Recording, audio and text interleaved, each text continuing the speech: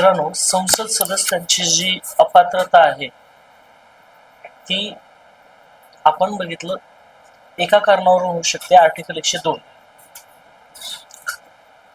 परंतु संसदेचा सदस्य अपात्र 3 कारणावरून होऊ शकतो. 3 त्याच्यामधले सब गोष्टी, त्याच्यातली एक गोष्ट आपण बघितली, बाकीच्या 2 गोष्टी आपल्याला बघायच्या. एखादा संसदेचा सदस्य अपात्र होऊ शकतो यासाठी जर आपण थोडस बघितलं तर पहिलं आपण जे बघितलेलं आहे अपात्रतेसाठीचं जे कलम आहे ते आर्टिकल 102 नुसार. पहिलं ते कधी अपात्र होतो सांगा? आर्टिकल 102. आताच बघितलं ना मागे आपण, 102 या कलमानुसार अपात्र होतो. दुसरं, लोकप्रतिनिधित्व कायद्यानुसार बघायचं आपला.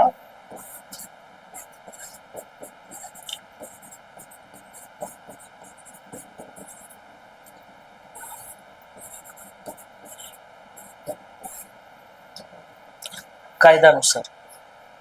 आणि तिसरं, पक्षांतर बंदी. आता सध्या याचा तर लय डेंजर विषय सुरू आहे आपल्याकडे, चर्चेतला विषय सुरू आहे. पक्षांतर बंदी, एका पक्षातून निवडून यायचं, दुसऱ्या पक्षाला पाठिंबा द्यायचा, हा विषय. पक्षांतर बंदी अपात्रता.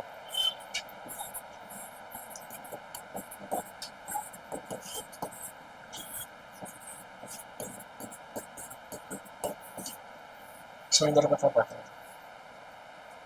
अशा 3 कारणावरून एखादा संसदेचा सदस्य, एखादा खासदार अपात्र ठरू शकतो. आपण याच्यामध्ये आपण हे बघितलं, आताच बघितलं नाही हे आपण. दुहेरी सदस्यत्व असेल, लाभाचं पद धारण केलं असेल, तो मनोविकल असेल, भारतीय नागरिक दुसऱ्या देशाचं नागरिकत्व त्यांनी स्वीकारलं असेल, तर अशा वेळेस आर्टिकल 102 नुसार म्हणजे एखादा खासदार अपात्र ठरवायचा असेल तर त्याची 3 कारणं आहेत. कुठले कुठले 3 कारणं आहेत? पहिलं आर्टिकल 102, दुसरं लोकप्रतिनिधित्व कायदा, आणि तिसरं काय आहे? पक्षांतर बंदी. बर, आता इथं लक्षात ठेवा, आर्टिकल 103 असं सांगतं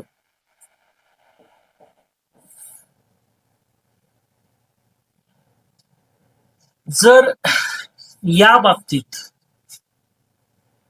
आर्टिकल 102 बाबतीत आणि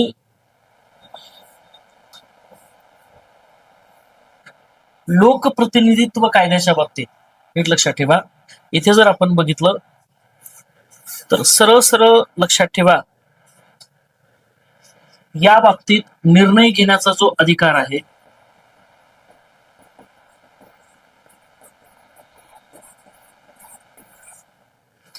तो कोणाचा आहे? राष्ट्रपतीचा. निर्णय घेण्याचा अधिकार कोणाचा आहे? राष्ट्रपतीचा. आता इथे एक गोष्ट लक्षात ठेवा मित्रांनो, पक्षांतराच्या बाबतीत, म्हणजे आता ह्या दोन्ही बाबतीत निर्णय घेण्याचा अधिकार हा राष्ट्रपतीचा आहे, पण पक्षांतराच्या बाबतीत निर्णय घेण्याचा अधिकार हा वेगळ्या लोकांना आहे. पक्षांतराच्या बाबतीत निर्णय घेण्याचा, समजा तो राज्यसभेच्या सदस्यांच्या बाबतीत असेल,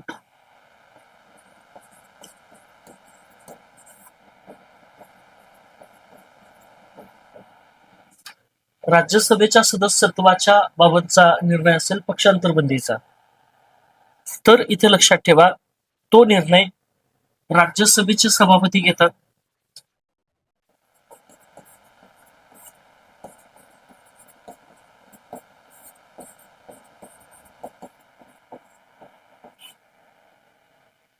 लोकसभेच्या सदस्यांच्या बाबतचा निर्णय असेल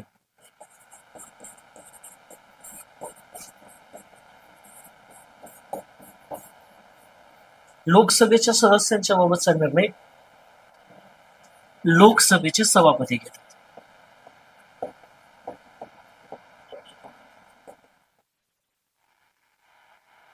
आता आपल्या राज्यामध्ये हा विषय प्रचंड चर्चेत आलेला आहे. आपल्या राज्यामध्ये पहिली शिवसेना आणि पहिली राष्ट्रवादी. पहिली शिवसेना त्याचे प्रमुख होते उद्धव ठाकरे, आणि पहिली राष्ट्रवादी त्याचे प्रमुख होते शरद पवार. काय झालं? शिवसेना ज्यावेळेस उद्धव ठाकरे मुख्यमंत्री होते त्यावेळेस शिवसेनेमधला एकनाथ शिंदेचा जो गट आहे हा गट सगळा गुवाहाटीला गेला होता. म्हणजे सेनेचे 56 आमदार होते, त्याच्यातले 40 आमदार गुवाहाटीला पळून गेले तिथे. आणि त्यांना भाजपला पाठिंबा द्यायचा होता. उद्धव ठाकरेंना भाजपला पाठिंबा द्यायचा नव्हता. म्हणजे निवडून कुठून आले ते? शिवसेनेत. काम कोणाचं करणार आहेत? भाजप. जमणार आहे का आज? आपण मतदान करताना काय म्हणून दिले? तुम्ही एका पक्षाला मतदान दिलंय ना. आता तुम्ही समजा हे दोघं भांडणं आहेत, तुम्ही यांना मतदान दिले, दोघं नंतर एकच झाले, याचा अपमान कोणाचा आहे? मतदाराचा अपमान. तसं मतदारच भांडणं करतात, ते एकच असतात, तो विषय सोडून. पण विषय काय? विषय असा आहे, मूळ विषय, यायचं एका पक्षातून निवडून आणि पाठिंबा द्यायचा दुसऱ्या पक्षाला, अशा वेळेस. आता महाराष्ट्राच्या बाबतीत तसं झालं. आणि पक्षांतर बंदीमध्ये नियम, जर 75% सदस्य, 2/3 जर सदस्य एका सदस्याकडे असतील तर त्याच्यावर पक्षांतर बंदी लागू होत नाही. ह्यांचे 56 खासदार होते, 56 आमदार होते, 40च आमदार का फोडले त्यांनी? 2/3 एक गट स्वतंत्र समजला जातो. पक्षांतर बंदीची कारवाई त्याच्यावर होत नाही. म्हणजे आमदाराचं सदस्यत्व जात नाही. आता राष्ट्रवादी काँग्रेस पक्ष आहे, त्याच्यामध्ये त्यांचे 54 आमदार होते आणि त्याच्यातले पण अजितदादा पवार, त्यांनी 38 आमदार का फोडले? 38च का फोडले? 54ला 54 का नाही फोडले? कारण उद्या पक्षांतर बंदीची कारवाई होऊ शकते. उद्या जर समजा शरद पवार ते जर उद्या त्यांनी जर दाद मागितली तर यांचं सदस्यत्व रद्द होतं ना. हे माझ्या पक्षाचे आहेत, कारण त्यांना जो एबी फॉर्म दिलेला असतो त्याच्या खाली अध्यक्षाची सही असते ना. हे जे सगळे आमदार निवडून आले त्याच्या खाली शरद पवारांची सही होती. मग तुम्ही निवडून एकाकडून येताना जाता एकाकडे जमत नाही ना. अजित पवार हे त्यांचे नेते होते, ते प्रमुख होते का? नाही. आणि पक्षांतर बंदीचा विषय असा आहे की निवडून यायचं एकाकडून, जायचं एकाकडं, असा जर एक गट निघाला तर त्याच्यावर कारवाई होणार नाही. मग हा अजित पवार एक गट होता, एकनाथ शिंदे गट होता, आणि याच्या बाबत निर्णय घेण्याचा अधिकार पक्षांतर बंदीच्या कायद्यानुसार याच्या बाबतीत निर्णय घेण्याचा अधिकार विधानसभेच्या अध्यक्षाला होता.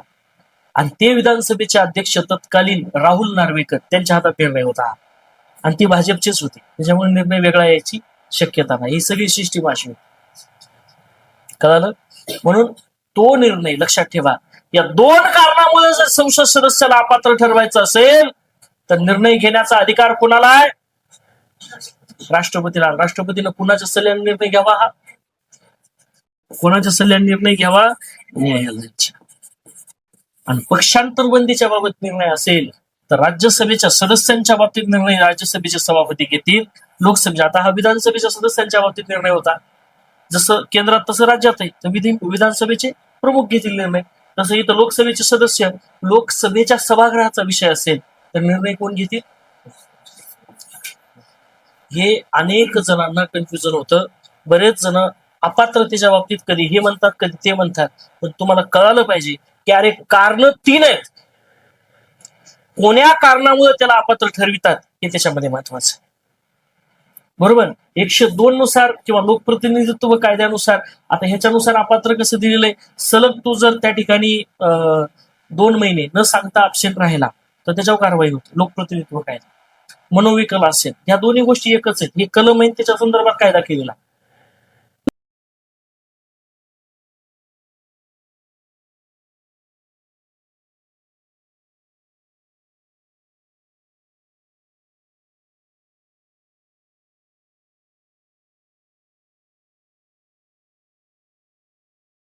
अधिकार राष्ट्रपतीला आहे.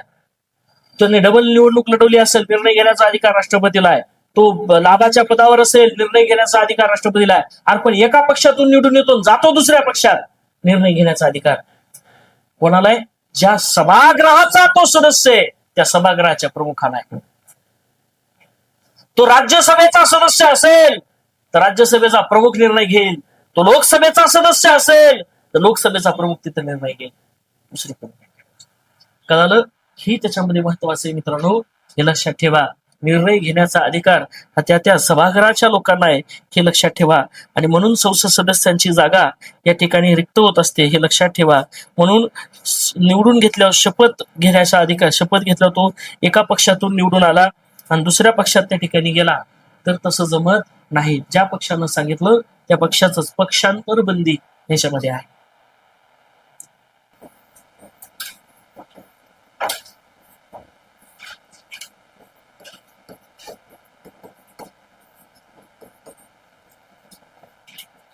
ह्याच्यासाठी या देशात घटना दुरुस्ती झालेली आहे. नीट लक्षात ठेवा. पक्षांतर बंदी अपात्रतेच्या बाबतीत लक्षात ठेवा, हा पक्षांतर बंदी कायदा या देशात कधी आला तर मार्च 1985 ला. पण हा कायदा देशामध्ये कुणी आणला तर देशाचे माजी पंतप्रधान राजीव गांधी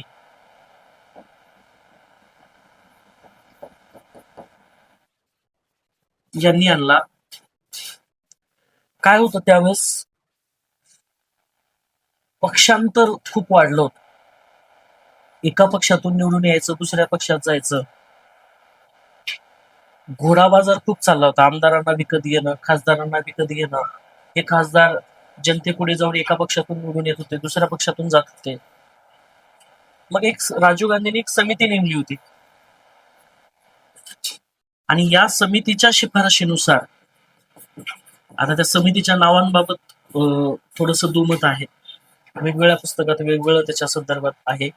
समितीची शिफारस आली होती, त्याच्यानंतर राजीव गांधींनी हे केलं आणि समितीच्या शिफारशीनुसार राजीव गांधींनी 52वी घटना दुरुस्ती केली.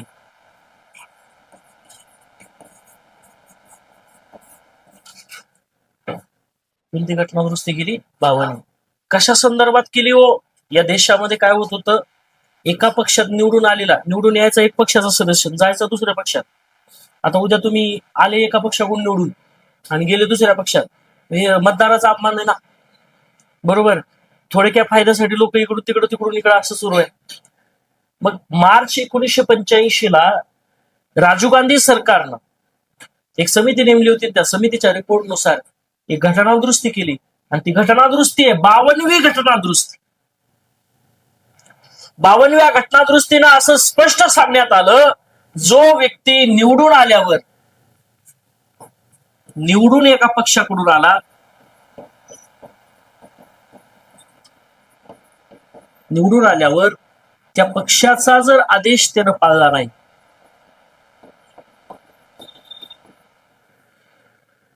किंवा त्यानं जर पक्षांतर केलं,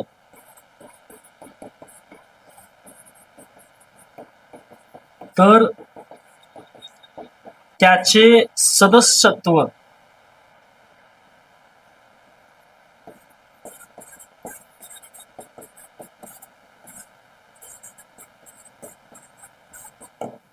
रद्द केले जाईल, असं इथं सांगितलंय. 52व्या घटना दुरुस्तीमध्ये एक परिशिष्ट जोडलेलं आहे राज्यघटनेमध्ये आणि त्या परिशिष्टाचं नाव आहे 10वं परिशिष्ट. आजही राज्यघटनेमध्ये 10वं परिशिष्ट पक्षांतर बंदीसाठी आहे. मित्रांनो, आपल्या राज्यघटनेमध्ये टोटल परिशिष्ट 12 आहेत. त्याच्यामध्ये 9वं परिशिष्ट हे पहिल्या घटना दुरुस्तीनं जोडलेलं आहे. आपण बघितलंय राज्यघटनेमध्ये 10वं जे परिशिष्ट आहे, हे 10वं परिशिष्ट पक्षांतर बंदीसाठी आहे. 52वी घटना दुरुस्ती करून हे जोडलेलं आहे. मग आता राज्यघटनेमध्ये टोटल परिशिष्ट 12 आहेत, आता किती झाले? 10. टोटल मूळ राज्यघटनेत किती परिशिष्ट होते? 8. 9वं परिशिष्ट जमीन सुधारणेच्या संदर्भातल्या कायद्या संदर्भात आणि 10वं परिशिष्ट काय? पक्षांतर बंदी. आवाज. 10वं परिशिष्ट काय? घटना दुरुस्ती कुठली आहे? यस, आलं लक्षात? 52वी घटना दुरुस्ती झालेली आहे. 52वी घटना दुरुस्ती कधी? 1985 ला झालेली आहे, लक्षात ठेवा.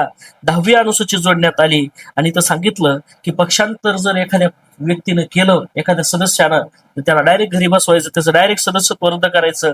आणि हा अधिकार कोणाकडे दिला? हा अधिकार तुम्हाला मी आताच सांगितलं, लोकसभेच्या सदस्याचा जर विषय असेल तर निर्णय घेण्याचा अधिकार लोकसभा अध्यक्षाला आहे.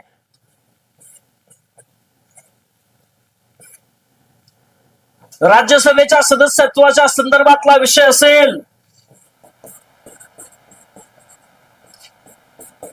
तर निर्णय घेण्याचा अधिकार राज्यसभा अध्यक्षांना आहे. आता ह्याच्यामध्ये अजून एक तरतूद होती, याला न्यायालय या लोकसभा अध्यक्षाचा जो निर्णय आहे त्याला न्यायालय काही करणार नाही, म्हणजे न्यायालय हस्तक्षेप करणार नाही.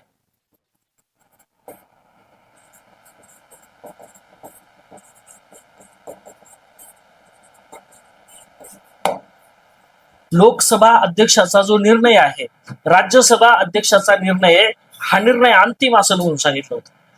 पण न्यायालयानं ही तरतूद नंतर 1991 ला रद्द केली.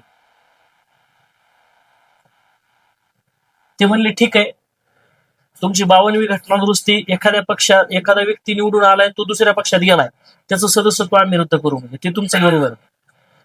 तुम्ही काय सांगितलं, 52वी घटना दुरुस्ती वैध आहे, 10वं परिशिष्ट व्हॅलिड आहे, पण कोर्टानं सांगितलं लोकसभा अध्यक्षानं जर निर्णय दिला त्या निर्णयाचं परीक्षण आम्ही करणार. कारण लोकसभा अध्यक्षानं लोकसभेच्या संदर्भात निर्णय घेण्याचा अधिकार दिलाय, राज्यसभेच्या सदस्याच्या बाबतीत राज्यसभा प्रमुखांना निर्णय देण्याचा अधिकार दिलाय, याचं परीक्षण आम्ही करू म्हणले. म्हणजे जी कोर्टाला बंदी घातली होती ना ती त्यांनी काढून टाकली. म्हणूनच आजही एकनाथ शिंदे आणि त्यांच्या ग्रुपला जे डिस्क्वालिफिकेशनचा जो विषय होता तो विषय राहुल नार्वेकरांच्या निर्णयाच्या विरुद्ध आजही सुप्रीम कोर्टमध्ये अपील आहे. राष्ट्रवादी काँग्रेस शरद पवार गट आजही राहुल नार्वेकर मागचे विधानसभा प्रमुख होते, त्यांच्या निर्णयाच्या विरुद्ध आजही सुप्रीम कोर्टमध्ये याचिका पेंडिंग आहे. पक्षांतर बंदी म्हणजे कोर्टाचं तर इतकं भयानक आहे सध्या, 3 वर्षाखाली निर्णय झालाय आणि अजूनही कोर्ट त्याला तारीख देत नाही की नेमकं ते कोणाचा पक्ष आहे काय विषय. लक्षात ठेवा. आणि यांच्यावर जी कारवाई झालेली आहे, आज जे पक्ष फुटलेले आहेत, शिवसेना ते वेगळा विषय झालाय, एकनाथ शिंदेना शिवसेना गेली, हे सगळं पक्षांतर बंदी कायद्यानुसार झाले. आणि याच्यात एक अपवाद काय माहिती का तुम्हाला, ज्या अपवादाचा महाराष्ट्रात आधार घेतला गेला किंवा आतापर्यंत सगळीकडे हा आधार घेतला गेला, ह्याच्यात अपवाद एकच आहे, जर 203 सदस्य एकदाच बाहेर पडले त्या पक्षाच्या, किती 203 सदस्य एकदाच बाहेर पडले, एक सदस्य पडला तर त्याच्यावर कारवाई बरं का. जर 203 सदस्य जर एकदाच बाहेर पडले, अशा वेळेस त्याला सदस्य नाही तर सदस्यांचा एक गट त्याच्यावर अपात्रतेची कारवाई होणार नाही असं स्पष्ट सांगितलं. हे जर बाहेर पडले यांच्यावर पक्षांतर बंदीची कारवाई नाही.